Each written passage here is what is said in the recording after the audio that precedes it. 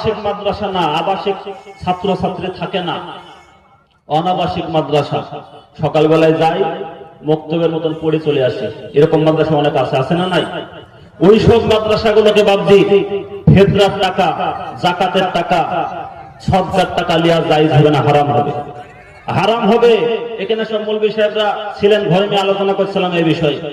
কোন মুফতি সাহেব যদি বলে যে হুজুর আপনি ভুল বললেন, আমি এই স্টেজে অন ক্যামেরায় ক্ষমা চেয়ে যাব, আর জীবন আমি জলসা করবো না, মাইকে কথা বলবো না, কথা দিলাম, কেউ বলতে পারবে না যে হুজুর আপনি ভুল বললেন। যে মাদ্রাসায় বোর্ডিং নাই, ওই মাদ্রাসায় যাকাতের টাকা চলবে না, হারাম হবে।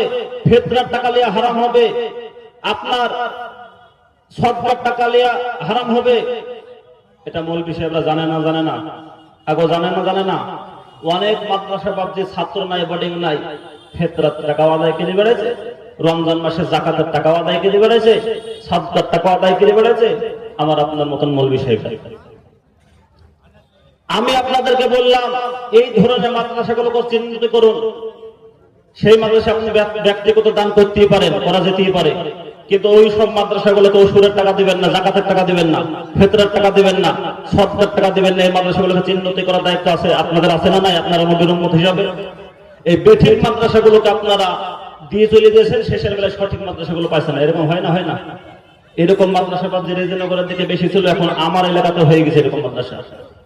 আমার এলাকাতে এরকম বোর্ডিং নাই, কিছু নাই, ফিতরার সময় আদায় করে বেড়েছে, যাকাতের সময় আদায় করে বেড়েছে। এখানে একটা মাদ্রাসা হয়েছে, বিল নামাজ পড়া না কি বলছে, ওইখানে গোরখপুরের ঘাটে এপারে বোর্ডিং নাই। ফিতরার সময় কোথায় গো? তো মাদ্রাসা থেকে এসছে। যাকাতের সময় কোথায় গো? মাদ্রাসা থেকে এসছে, আদায় করে বেড়েছে। ঠিক ধরে বলুন, ঠিক না ভুল ধরে বলুন? তাহলে আমার আপনার মতন মৌলভী এইভাবে আদায় করে বেড়েছে, তাহলে আমাদের দোয়া কবুল হবে? এই ধরে বলুন, দোয়া কবুল হবে? দোয়া কবুল হবে না। আল্লাহ পাক সকলকে হেফাজত করুন, করে বলে আল্লাহুম্মা আমিন। তো বাপ জামা শোনা আল্লাহরা, হযরতে মুসা নবী যত দোয়া করে যায় তত রোদের টেম্পার বেড়ে যায়। দোয়া শেষ করে বলে, আল্লাহ যত দোয়া করি তত রোদের টেম্পার বাড়ে, তার মানে বলে মুসা আমি যা জানি তাকে তুমি জানো? বলে না। তো জানানো তো না। তো শোনো, দোয়া কবুল হয় না কেন?